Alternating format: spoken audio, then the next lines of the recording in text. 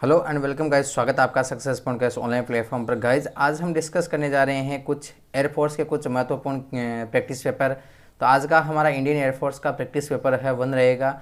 चलिए उसे क्लास को स्टार्ट करने से पहले अपन एक कोट को डिस्कस करते हैं। और आज का आपका कोट ऑफ डे है, if you cannot fly then run, if you cannot run then walk, if you cannot walk then crawl, but whatever you do you have to keep moving forward.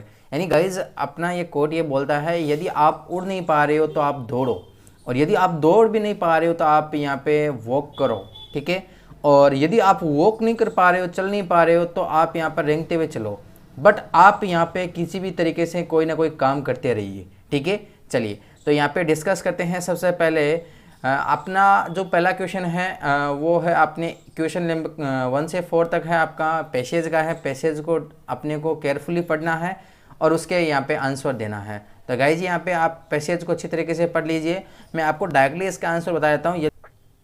चलिए तो यहाँ पे अपना passage का जो first question है, in self directed learning and individual. तो guys इसका यहाँ पे करेक्ट ऑप्शन होगा, वो होगा अपना ऑप्शन नंबर ए करेक्ट होगा।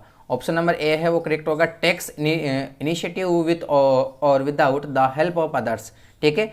चलिए तो डिस्कस करते हैं second question, which word best describes self directed learning. तो इसका यहाँ पे करेक्ट ऑप्शन हो जाएगा वो एक्टिव लर्निंग हो जाएगा, एक्टिव लर्निंग हो जाएगा, ठीक है।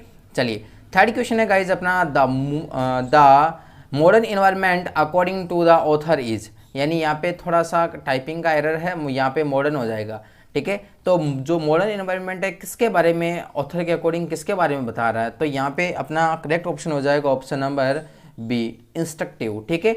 और यहाँ पे चौथा क्वेश्चन है गाइज अपना, the synonym of the word diagnosing. तो डायग्नोजिंग वर्ड का अपने को सिनोनिम बताना है, तो इसका करेक्ट है वो हो जाएगा अपना गाइज ऑप्शन हो जाएगा आइडेंटिफाइंग। डायग्नोजिंग का करेक्ट सिनोनिम्स हो जाएगा वो आइडेंटिफाइंग हो जाएगा। यानी गाइज अपने को ये क्वेश्चन है 4 क्वेश्चन है वो पैसेज में दे करके सोल्व करना था। इसके लिए कुछ और भी इंपॉर्टेंट बढ़ाता है आपके आइडेंटिफाई के लिए। एक महत्वपूर्ण आता है इसके लिए सिनोनिम्स आता है, वो आता है डिटेक्ट। इसके लिए एक बढ़ाता है डिटेक्ट, DETECT डिटेक्ट। और एक आता है आपका प्रोनाउंसिएस, ठीक है ना। देखो यहाँ पे है लिख रहा हूँ, कई बार एग्जाम में रिपीट होता है PRONUNCE प्रोनाउंस, ठीक है ना। दोनों का अर्थ होता है आइडेंटिफाई करना, या इसको हिंदी में बोल सकते हैं अपन जांचना, ठीक है ना, जांचना, ठीक है। चलिए आई होप यहाँ पे 4th क्वेश्चन है वो आपको समझ में आ गए होंगे, ठीक है। चलिए डिस्कस करते हैं गाइज, आपके जो क्वेश्चन नंबर 5 से 8 तक है वो आपके है एरर वाले पार्ट के, ठीक है।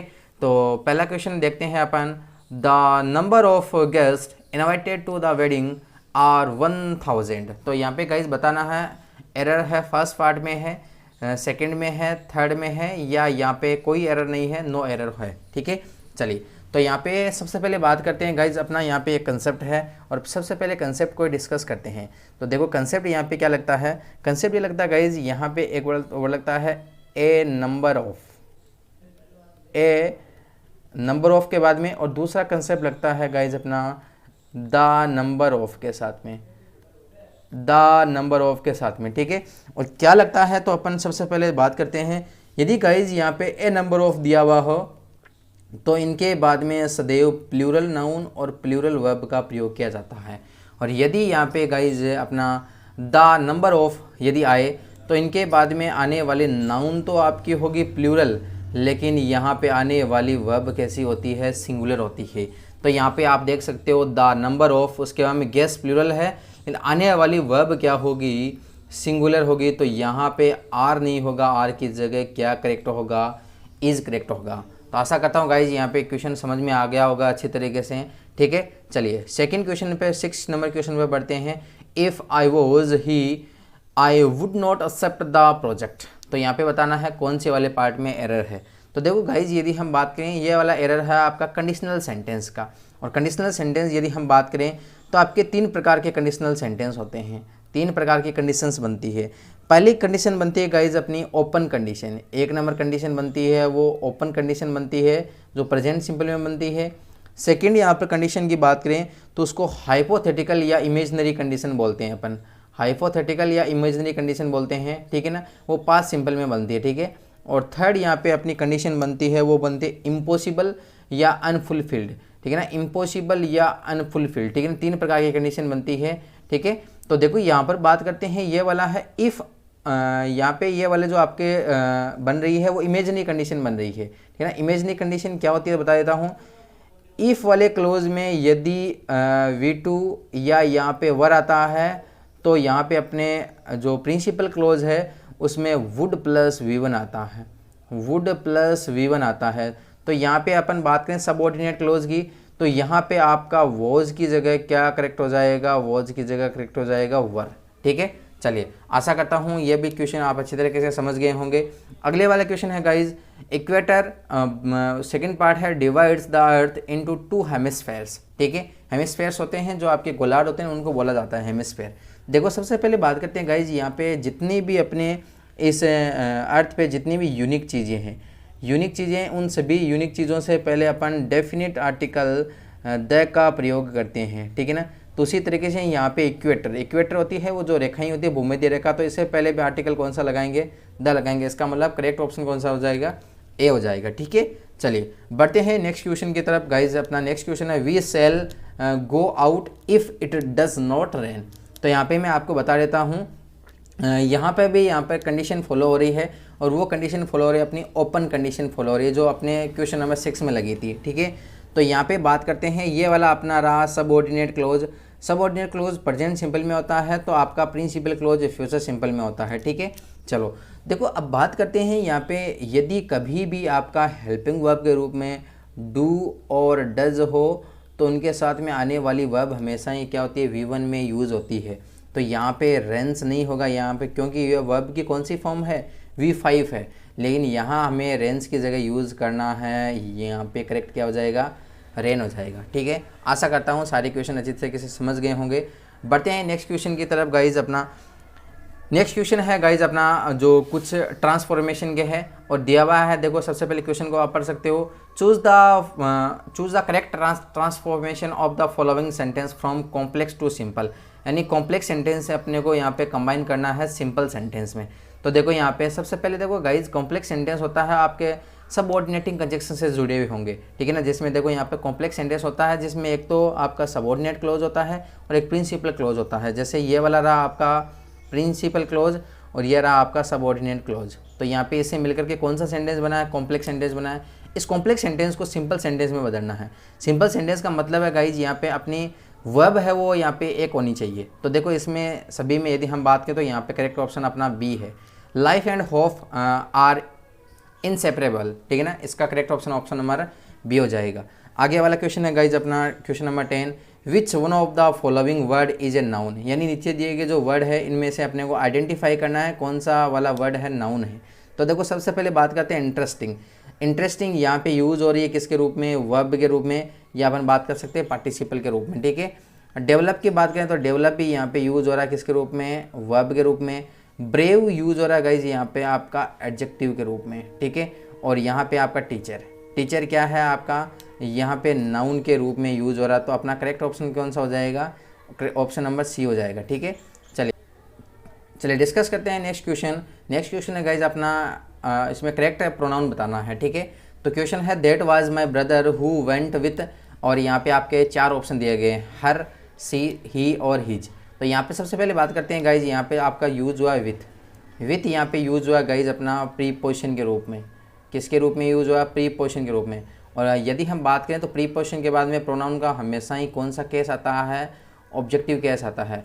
तो यहाँ पे अपन बात करें तो यहाँ पे हर, सबसे पहले बात करते हैं यहाँ पे सी तो यहाँ पे सब्जेक्टिव के रूप में है तो ये नहीं होगा, ये भी नहीं होगा आपका। और हिज यहाँ पे ये पजेसिव होता तो ये भी नहीं होगा। तो यहाँ पे अपना करेक्ट ऑप्शन हो जाएगा हर, क्योंकि विथ प्रीपोजिशन है। प्रीपोजिशन के बाद में प्रोनाउन का ऑब्जेक्टिव केस आता है और ऑब्जेक्टिव ये किसका ऑब्जेक्ट है, सी का। जैसे आप पढ़ते होंगे सी और उसका पजेसिव बनता है हर और ऑब्जेक्ट भी क्या बनता है, हर बनता है। तो यहाँ पे करेक्ट क्या हो जाएगा, हर हो जाएगा, ठीक है। नेक्स्ट क्वेश्चन है गाइज अपना कुछ डायरेक्टेड इन फॉलोइंग क्वेश्चन। तो यहाँ पे फॉलोइंग क्वेश्चन में बताना अपने को which one of the following word is an adjective.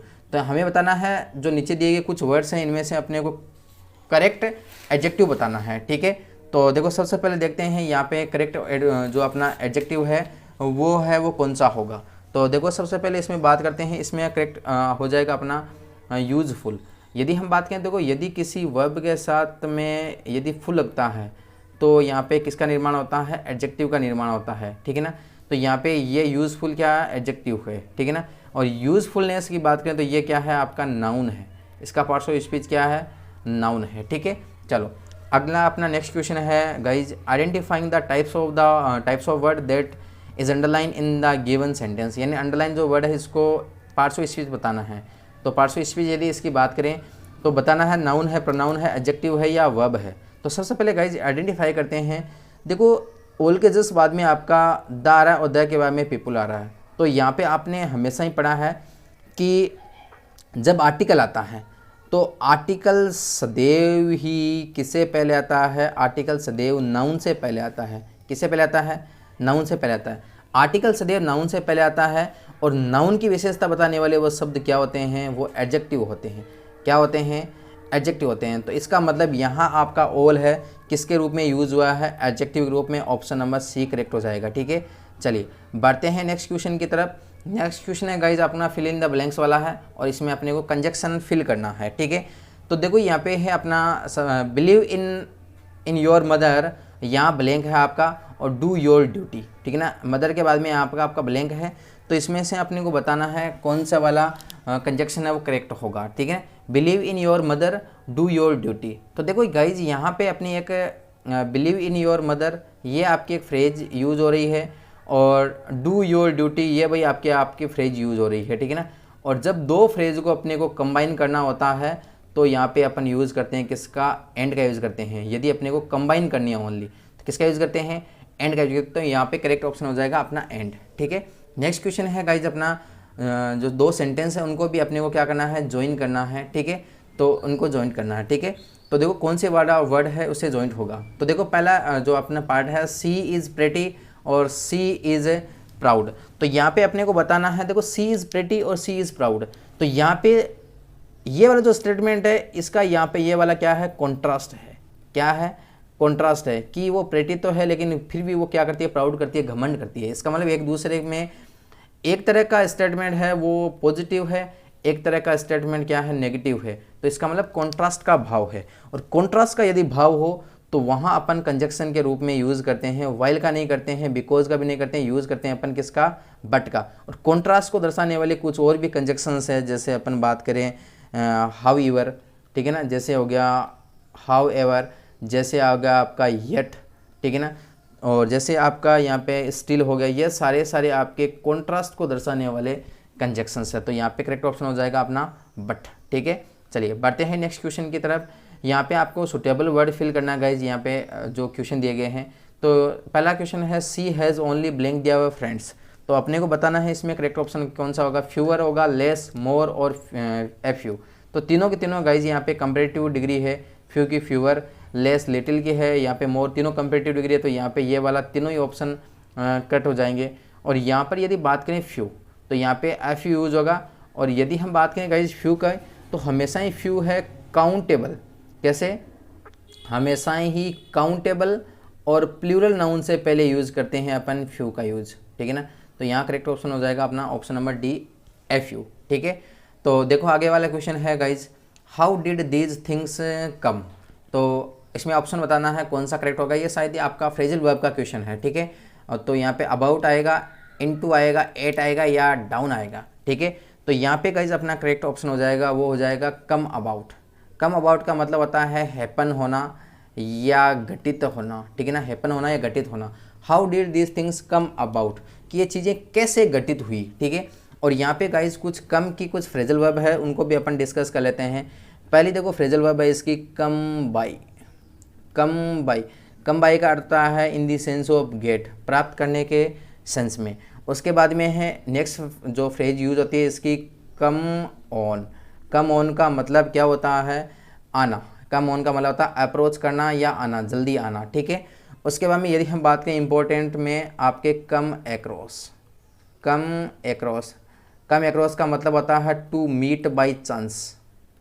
To meet by chance यानी संयोग से मिलना, संयोग से मिलना। उसके बाद में है एक इम्पोर्टेंट फ्रेज है, वो है come down. Come down, come down का एक शांत भी होता है और कम डाउन का मतलब होता है गिराना भी होता है, टू फॉल, फॉल के सेंस में, गिराने के सेंस में। और एक यहाँ पे इसे इम्पोर्टेंट है, फ्रेज है, कम से रिलेटेड है, वो है कम आउट। कम आउट का मतलब in the sense of use होता है पब्लिश के सेंस में, प्रकाशित करने के सेंस में, ठीक है। तो यहाँ पे अपना करेक्ट ऑप्शन हो जाएगा come about, option number A. Next question है guys, the reward was not commensurated, blank दिया हुआ है, the work done by us. तो कमेंसुरेटेड के साथ में फिक्स प्रीपोजिशन यूज होता है आपका विथ, ठीक है। चलिए बढ़ते हैं नेक्स्ट क्वेश्चन की तरफ। नेक्स्ट क्वेश्चन है गाइज अपना, head I save money, I blank दिया हुआ न्यू कार। तो अपने को यहाँ पे ये वाला सेंटेंस भी हमने पढ़ रखा है पीछे कंसेप्ट। ये भी सेंटेंस है आपका कंडीशनल सेंटेंस का, किसका है, कंडीशनल सेंटेंस का है, कंडीशनल सेंटेंस। और कंडीशनल सेंटेंस में हमने पढ़ा था, थर्ड टाइप पढ़ा था, थर्ड टाइप में हमने पढ़ा था अनफुलफिल या इम्पॉसिबल, जो कभी पूरी ना हो। उसमें हमने पढ़ा था यदि आपका सबऑर्डिनेट क्लोज में यदि हेड प्लस V3 आए तो अपन प्रिंसिपल क्लोज में यूज़ करते हैं वुड हैव V3। क्या यूज़ करते हैं, वुड हैव V3, ठीक है। तो देखो हेड आई सेव मनी, ठीक है, हेड आई सेव मनी, तो यहाँ पे आपका हो जाएगा would have purchased, would have purchased, कि यदि मैंने पैसे बचा लिए होते तो मैं एक कार परचेज कर चुका होता। तो यहाँ पे ये अनफुलफिल है, कभी फुलफिल होने वाली है नहीं, ठीक है। चलिए अपना लास्ट क्वेश्चन है आज का, आई ब्लैंक दिया हुआ to the movies with some friends last night. तो यहाँ पे लास्ट नाइट एडवर्ब है आपकी पास्ट सिंपल की। तो जैसे अपन पढ़ते हैं last night, last day, last month, last year, in plus past time, ये सारे के सारे आपके यहाँ पे पास्ट सिंपल की एडवर्ब है। जैसे yesterday, last month, last week, ये सारे पास्ट सिंपल के। इसका मतलब पास्ट सिंपल में वर्ब की कौन सी सेकंड फॉर्म का प्रयोग करते हैं, इसलिए करेक्ट ऑप्शन हो जाएगा आपका यहाँ पे वेंट। एक आर्टिकल में हम पढ़ते हैं यदि कोई भी थिएटर आए, मूवी आए, तो उनसे पहले हमेशा ही फिक्स आर्टिकल द का यूज़ करते हैं। तो आशा करता हूँ गाइज आपको सारे क्वेश्चन अच्छे लगे होंगे। स्कोर में ज़रूर बताना आपके 20 में से कितने आपके आ रहे हैं, ठीक है। चलिए मिलते हैं नेक्स्ट प्रैक्टिस पेपर में। Have a nice day, thank you so much.